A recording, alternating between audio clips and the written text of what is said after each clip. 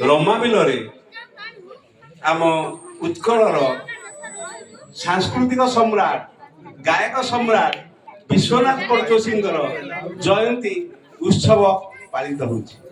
ଏହି ଉତ୍ସବରେ ଉପସ୍ଥିତ ମଞ୍ଚାସୀନ ଅତିଥି ମାନଙ୍କୁ ମୁଁ ପ୍ରଣିପାତ ଜଣାଇ ସମସ୍ତ ଦର୍ଶକ ଦର୍ଶିକା ଏବଂ ଆମର ମିଡ଼ିଆ ଭାଇମାନଙ୍କୁ ଏବଂ ପାଲା ପରିବେଷଣ କରିବାକୁ ଆସିଥିବା ପାଲା କଳାକାର ମାନଙ୍କୁ ସମସ୍ତଙ୍କୁ ମୁଁ ନମସ୍କାର ଜଣାଉଛି। ଛୋଟ ଛୋଟ ପିଲାମାନଙ୍କୁ ମଧ୍ୟ ମୁଁ ହାର୍ଦ୍ଦିକ ଅଭିନନ୍ଦନ ଜଣାଉଛି। ତେବେ ଆଜିର ଏଇ ଉତ୍ସବରେ ମୁଁ ପ୍ରଥମେ ଆମ ରାଜସୁନାଖଳା ମାଟିର ଗର୍ବ ଏବଂ ଗୌରବ ତାଙ୍କ ଲେଖନୀ ନିଃସୃତ ଗୋଟିଏ ମଙ୍ଗଳାଚରଣ ଗାଇବି। ଜୟ ଗୋବିନ୍ଦ ଗୋକୁଳ ସୁନ୍ଦର ଜୟ ରାମ ଅନୁଜ ଦାମୋଦର জয় কংসারী জগত তারণ জয় মাধব নন্দক ধারণ। এই যে মঙ্গলাচরণ ইয়াকু অনুকରଣ କରି ଆଉ ଜଣେ এই ଗାଁର ବରପୁତ୍ର ଗୋଟେ ମଙ୍ଗଳାଚରଣ ଲେଖିଥିଲେ।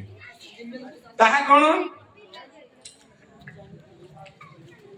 সত্য সুন্দর সত্য নারায়ণ সত্য শাশ্বত ব্রহ্ম নিরূপণ সত্যানন্ত সত্য সর্বব্যাপক সত্য কোটি সূর্য চন্দ্র দ্যোতক সত্য শিব সত্য লোকদায়ক সত্য সনাতন পরিচায়ক সত্য জ্ঞানালোক বিশ্ব কল্যাণ সত্য পবিত্র সংযম কারণ সত্য পথিকে দর্শন লভন্তি সত্য চিদানন্দময় মূরতি সত্য ধর্ম কর্ম সত্য রজয় সত্য ব্রত উপাসক আশ্রয় সত্য পীর সত্য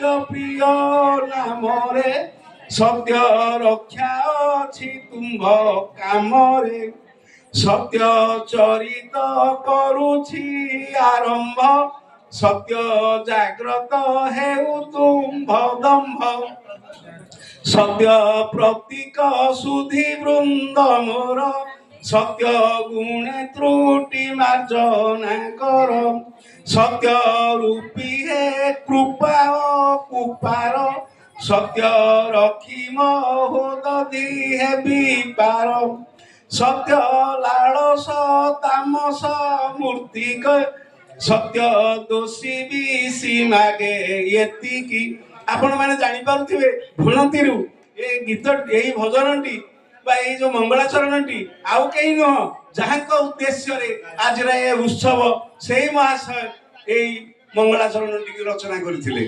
ତେବେ এই ମଙ୍ଗଳାଚରଣଟି ଅତି ଦୁଷ୍ପ୍ରାପ୍ୟ ବଡ଼ କଷ୍ଟରେ ସଂଗ୍ରହ କରାଯାଇଥିଲା।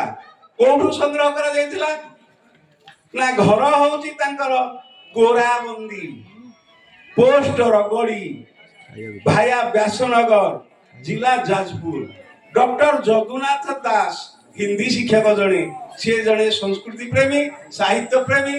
ତାଙ୍କର ଗୋଟେ ପତ୍ରିକାରେ ସେ ପ୍ରକାଶିତ କରିଥିଲେ ଏବଂ ସେହି ପତ୍ରିକାରୁ ଏଇଟି এই ମଙ୍ଗଳାଚରଣଟିକି ସଂଗ୍ରହ କରାଯାଇଛି।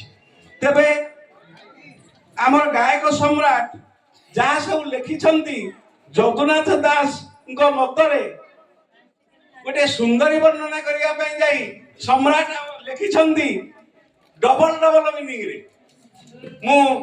ମୋର ତ ସ୍ୱର ନାହିଁ, ଭାସ୍କର ଭାଇ କହିଲା ଭଳି ମୁଁ ଯାଇତାକି ସେମିତି ପଢି ଦଉଛି। ଆପଣ ଖାଲି ଭାବଟାକୁ ଦେଖନ୍ତୁ କେମିତି ସମ୍ରାଟ ପଦ ସଂଯୋଜନା କରିଥିଲେ। ଜବା ଅଧରି ଉଭା ହୋଇଛି ବିଭା ବେଦିକି ଅବା ଯାଉଛି। ଜବା ଅଧରି ଉଭା ହୋଇଛି বিভা বেদিকীয় বাজাইছি বিভা সামগ্রী মান পাইছি বিভা বর পাই তাহা থইছি উচ্চ কুচ পূর্ণ কুম্ভর স্থଳ পকাইছি ধাନ ଧାନୁ আমাଳ ତାପରେ ପତ୍ରା ବଢି ଗୁଆ ଫଳ ପାଣି ଦେଇଛି କି ନ ଦେଇଛି ଜବା ଅଧରି ଉଭା ହୋଇଛି ଓଷ୍ଠ ବଧୁଲି କୁସୁମ ସମାନ ବଣ ତଳେ ରଖିଅଛି ଯତନ ବିଭା ବରି ଜୁଆ ଖେଳିବ ବୋଲୁଛି ବସନରେ ଘୋଡାଇ ତା ଦେଇଛି ବୋଲେ ବିଶିର ଶିକତା ମୋ ଦାଳସୀ ପ୍ରୀତି ରାଇଜରେ ଆଜି ଭାସୁଛି। ତାର କି ସୁନ୍ଦର ପଦଲାଳିତ୍ୟ ସହିତ କି ସୁନ୍ଦରୀ ବର୍ଣ୍ଣନାଟିଏ କରିଛନ୍ତି। ସମୟର ଅତିକ୍ରାନ୍ତ ହେଇଯାଇଛି, ୟାକୁ ଅର୍ଥ କରିବା ପାଇଁ ସମୟର ଅଭାବ, ତେଣୁ ମୁଁ ଆଉ ଅଧିକ କିଛି କହୁନି। କେବଳ ସମ୍ରାଟ କଣ କଣ ସବୁ ରଚନା କରିଛନ୍ତି ସେଗୁଡିକ ବିଷୟରେ ମୁଁ କେବଳ ଗୋଟିଏ ଖାଲି ନାଁ ଗୁଡିକ କହିଦଉଛି। ବଶିଷ୍ଠ ଅରୁନ୍ଧତୀ, ରାବଣ ସଭା, ରାମ ବନବାସ, ଦକ୍ଷଙ୍କ ଶିରଚ୍ଛେଦ, କୁମାର କାବ୍ୟ, ରଘୁବଂଶ, ଅନର୍ଘ ରାଘବ, ନୈଷଧ, ଜନକଙ୍କ ସ୍ୱପ୍ନ, ଅର୍ଜୁନ ଦ୍ରୌପଦୀଙ୍କ ଯୁକ୍ତି, ନାରଦ ଗର୍ଭଗଞ୍ଜନ, ଅଭିଜ୍ଞାନ ଶାକୁନ୍ତଳମ୍, ଗୋଧନ ହରଣ, କୃଷ୍ଣଙ୍କ ବାତ୍ସଲ୍ୟ ଲୀଳା, ରୂପକ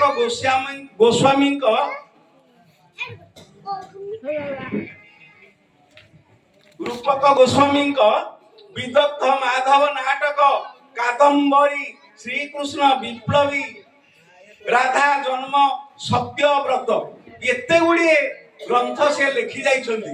କିନ୍ତୁ ବଡ ଦୁର୍ଭାଗ୍ୟର କଥା ଆମ ପାଖରେ ଗୋଟିଏ ନାହିଁ। ୟାଠାରୁ ବଳି ଆଉ ଦୁଃଖଦାୟକ କିଛି ନାହିଁ। କିନ୍ତୁ ସଂଗ୍ରାହକ ଗବେଷକ ଡକ୍ଟର ଯଦୁନାଥ ଦାସ ଲେଖିଛନ୍ତି ତାଙ୍କ ଗ୍ରନ୍ଥରେ ଗାୟକ ସମ୍ରାଟ ବିଶ୍ୱନାଥ ପଟ୍ଟଯୋଶୀଙ୍କ ଦ୍ୱାରା ରଚିତ ଏ ସବୁ ବହି ଗୁଡିକର କିଛି କିଛି ଝଲକ ସେ ଦେଇଛନ୍ତି।